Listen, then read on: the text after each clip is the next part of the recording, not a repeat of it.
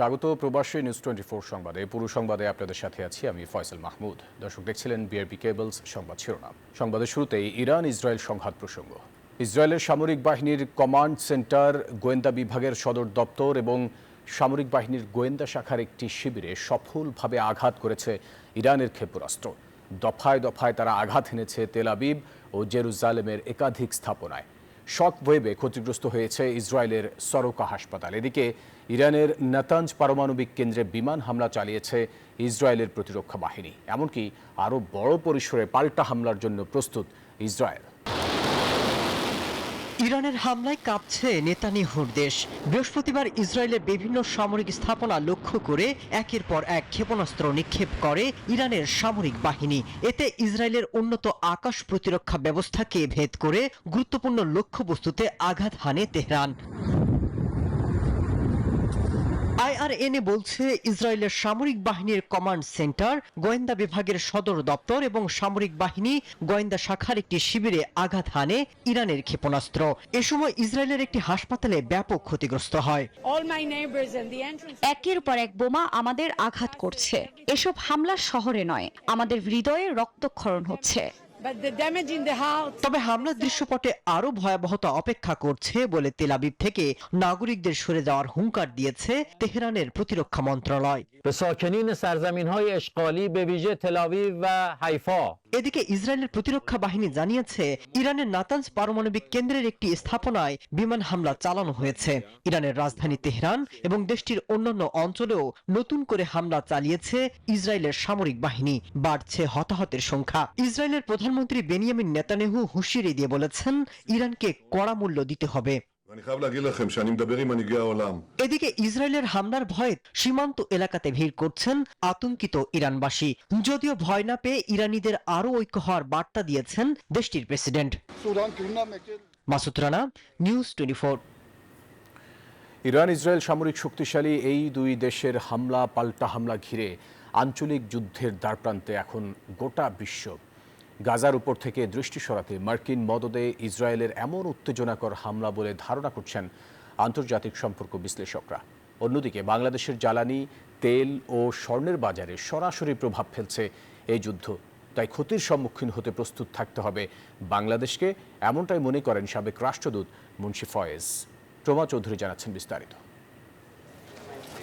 বহুদিনের ছায়াযুদ্ধ ছাপিয়ে গত 13 জুন প্রথম প্রহর থেকে ইরানের ওপর নজিরবিহীন হামলা চালিয়ে আসছে ইসরায়েল। মধ্যপ্রাচ্য জুড়ে চরম উত্তেজনা সৃষ্টি করা এই অভিযানের নাম দেওয়া হয়েছে অপারেশন রাইজিং লায়ন।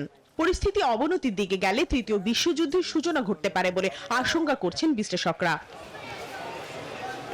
অন্যদিকে বিশ্বের গাজার পক্ষে বাড়তি সমর্থনের দিক থেকে দৃষ্টি সরাতে ইসরায়েলের এই উত্তেজনাকর হামলা বলে মনে করছেন আন্তর্জাতিক সম্পর্ক বিশ্লেষক অধ্যাপক ইমতিয়াজ আহমেদ। ইসরায়েল জেনোসাইড করেছে, এখন এটাকে কিভাবে থামাতে পারে, সেটা হলো একটাই হলো যে ইরানের সাথে যদি সংঘর্ষ বাজে দেয়, সেটা হলে অ্যাটলিস্ট কিছুদিনের জন্য নজরটা যতটা না গাজার উপরে থাকবে ইরানের উপরে চলে গেল।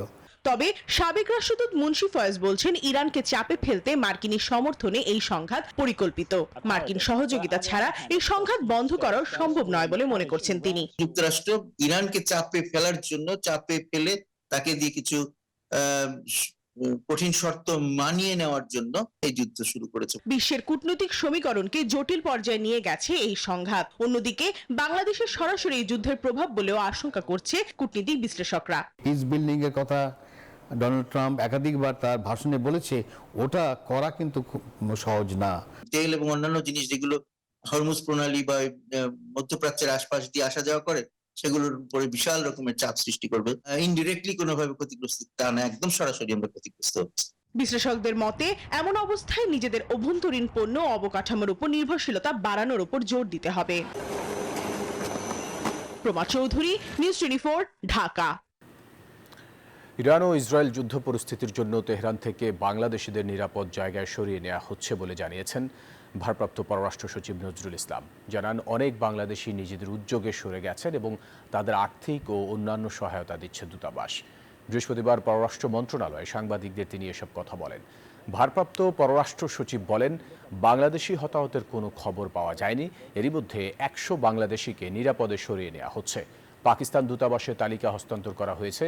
করাচি, দুবাই হয়ে তারা বাংলাদেশে ফিরবেন বলেও জানান নজরুল ইসলাম। ব্যাংক খাতের সংস্কার ও জলবায়ু পরিবর্তন মোকাবিলায় বাংলাদেশকে $90 কোটি ঋণ দেবে এশীয় উন্নয়ন ব্যাংক এডিবি। বৃহস্পতিবার পৃথক দুটি বিজ্ঞপ্তিতে এই তথ্য জানিয়েছে এডিবি। এতে বলা হয়, বাংলাদেশের ব্যাংকিং খাতকে স্থিতিশীল ও সংস্কারের জন্য $500 মিলিয়ন বা $50 কোটি নীতিভিত্তিক ঋণ অনুমোদন করা হয়েছে। একই সঙ্গে জলবায়ু পরিবর্তনের প্রভাব মোকাবিলায় ঋণ অনুমোদন হয়েছে $400 মিলিয়ন বা $40 কোটি।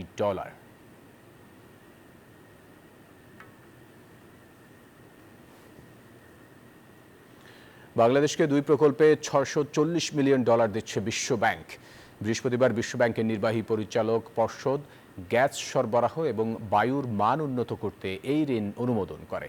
বিশ্বব্যাংকের বাংলাদেশের অন্তর্বর্তীকালীন কান্ট্রি ডিরেক্টর গেল মার্টিন বলেন, জ্বালানি নিরাপত্তা এবং বায়ুর মান বৃদ্ধি বাংলাদেশের জন্য গুরুত্বপূর্ণ অর্থনৈতিক ও উন্নয়ন অগ্রাধিকার। তিনি বলেন, গ্যাস সরবরাহ সীমাবদ্ধতা এবং নগর বায়ু দূষণের মূল কারণগুলো মোকাবিলা করে এই দুটি প্রকল্প বাংলাদেশের অর্থনৈতিক প্রবৃদ্ধি বৃদ্ধি, উৎপাদনশীলতা উন্নত এবং কর্মসংস্থান সৃষ্টিতে সহায়তা করবে। ছাত্র জনতার অভ্যুত্থানের বছর 2024 সালের 12 মাসে সুইস ব্যাংকে বাংলাদেশিদের আমানত অবিশ্বাস্যভাবে বেড়েছে 33 গুণ। এতে ব্যাংকটিতে আমানত 589.54 মিলিয়ন সুইস ফ্রাঙ্কে দাঁড়িয়েছে, যা বাংলাদেশি মুদ্রায় আনুমানিক প্রায় 8,832 কোটি টাকা। বৃহস্পতিবার প্রকাশিত সুইস ন্যাশনাল ব্যাংকের বার্ষিক ব্যাংকিং পরিসংখ্যানে এমন তথ্য উঠে এসেছে। এ সংখ্যা 1996 সালের পর পঞ্চম সর্বোচ্চ এবং গেল 5 বছরের মধ্যে দ্বিতীয় বৃহত্তম প্রবাহ। 2023 সাল শেষে যার পরিমাণ ছিল 2,64 লাখ ফ্রাঙ্ক। ফলে 1 বছরের ব্যবধানে সুইজারল্যান্ডের ব্যাংকগুলোতে বাংলাদেশের নামে থাকা অর্থের পরিমাণ বেড়েছে প্রায় 23 গুণ। বিএনপি মহাসচিব মির্জা ফখরুল ইসলাম আলমগীরের নেতৃত্বে দলের একটি উচ্চ পর্যায়ের প্রতিনিধি দল 22 জুন চীন সফরে যাচ্ছে। চীনের কমিউনিস্ট পার্টির আমন্ত্রণে এই সফর। প্রতিনিধি দলে থাকবেন বিএনপি স্থায়ী কমিটির সদস্য মির্জা আব্বাস, গয়েশ্বরচন্দ্র রায়, বেগম সেলিনা রহমান, চেয়ারপারসনের উপদেষ্টা সহ আরও অনেকে। ঢাকায় নিযুক্ত চীনা রাষ্ট্রদূত ইয়াও ওয়েনের আমন্ত্রণে বৃহস্পতিবার সন্ধ্যায় বারিধারা দূতাবাসে যায় বিএনপির প্রতিনিধি দল।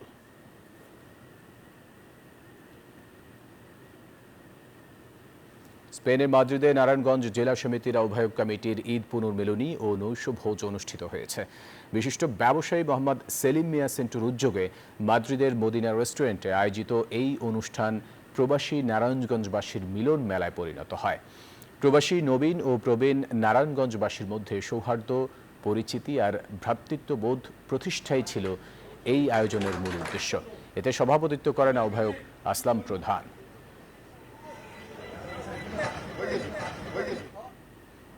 মালয়েশিয়ার পেনাং প্রদেশ বিএনপির উদ্যোগে ঈদ পুনর্মিলনী অনুষ্ঠিত হয়েছে। পেনাংয়ের তামান মেরাতে বুধবার এই অনুষ্ঠানের আয়োজন করা হয়। এতে সভাপতিত্ব করেন পেনাং প্রদেশ বিএনপির সহ সভাপতি মোহাম্মদ বুলবুল হোসেন। প্রধান অতিথি হিসেবে উপস্থিত ছিলেন পেনাং বিএনপির সভাপতি হাজি মোহাম্মদ গোলাপ হোসেন। এ সময় প্রধান বক্তা ছিলেন সাধারণ সম্পাদক মোহাম্মদ ইমদাদুল হক ইমদাদ। অনুষ্ঠানে আরও উপস্থিত ছিলেন সালে আহমেদ, নূরে আলম, শরীফুল ইসলাম, মোহাম্মদ মমিন, কামরুল ইসলাম, মোহাম্মদ নয়ন, মোহাম্মদ খায়রুল সহ বিভিন্ন শাখা কমিটির নেতৃবৃন্দ।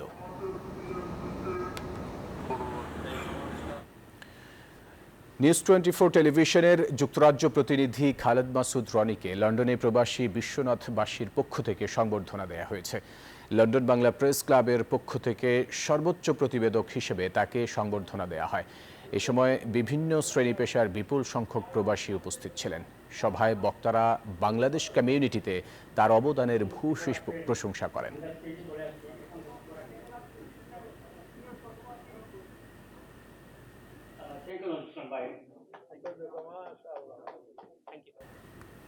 ছোট একটা বিরতির সময় হলো, সাথে থাকবেন। আবারও স্বাগত সংবাদে। প্রধানমন্ত্রী ও রাষ্ট্রপতির ক্ষমতার ভারসাম্য আনার বিষয়ে একমত দেশের বেশিরভাগ রাজনৈতিক দল। তবে প্রধানমন্ত্রীর মেয়াদকাল ও রাষ্ট্রপতি নির্বাচন প্রক্রিয়া নিয়ে এখনও রয়েছে কিছুটা মতপার্থক্য।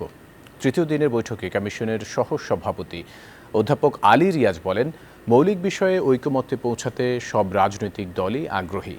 বৈঠকে টানা 2 মেয়াদের বেশি কাউকে প্রধানমন্ত্রী রাখার বিপক্ষে মত দিয়েছে বিএনপি। আর রাষ্ট্রপতি নির্বাচনে গোপন ব্যালটে ভোট চায় এনসিপি। অমীমাংসিত বিষয়ে আগামী সপ্তাহে ফের রাজনৈতিক দলের সঙ্গে বসবে ঐকমত্য কমিশন। সকালে ফরেন সার্ভিস একাডেমিতে রাষ্ট্র সংস্কারের সুপারিশগুলো নিয়ে রাজনৈতিক দলগুলোর সাথে দ্বিতীয় ধাপের বৈঠকে জাতীয় ঐকমত্য কমিশন অংশ নেয় বিএনপি, জামায়াত, এনসিপি সহ অন্যান্য রাজনৈতিক দলের প্রতিনিধিরা। দিনের শুরুতে আলোচনা হয় গেল দিনের অসমাপ্ত রাষ্ট্রপতি নির্বাচন ইস্যু। এদিনের আলোচ্য সূচিতে ছিল প্রধানমন্ত্রীর মেয়াদ ও রাষ্ট্রের মূলনীতি।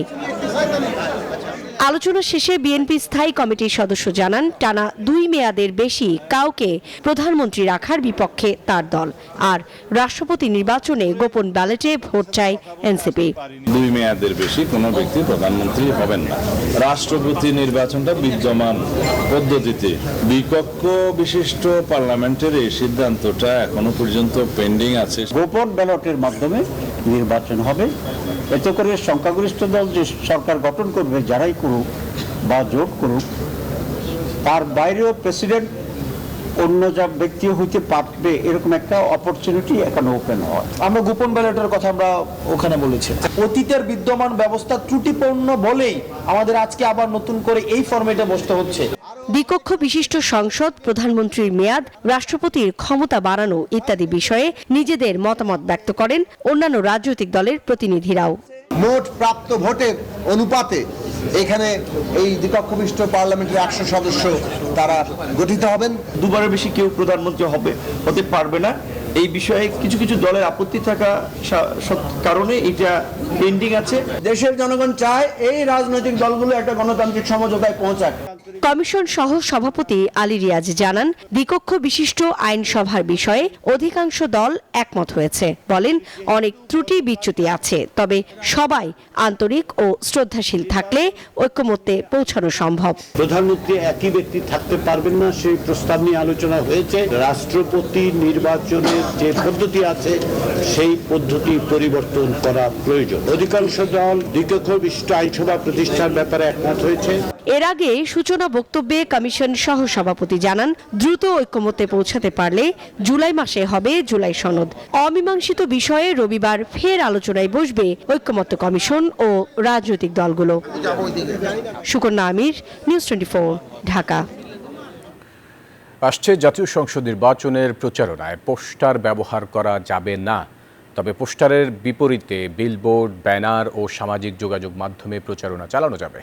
নির্বাচনের রাজনৈতিক দল ও প্রার্থীদের জন্য আচরণবিধির সংশোধিত খসড়ায় এসব বিধান যুক্ত করা হয়েছে বলে জানিয়েছে নির্বাচন কমিশন। আর জানানো হয়, ভোটের প্রচারে অংশ নিতে পারবেন না অন্তর্বর্তী সরকারের কোনো উপদেষ্টা।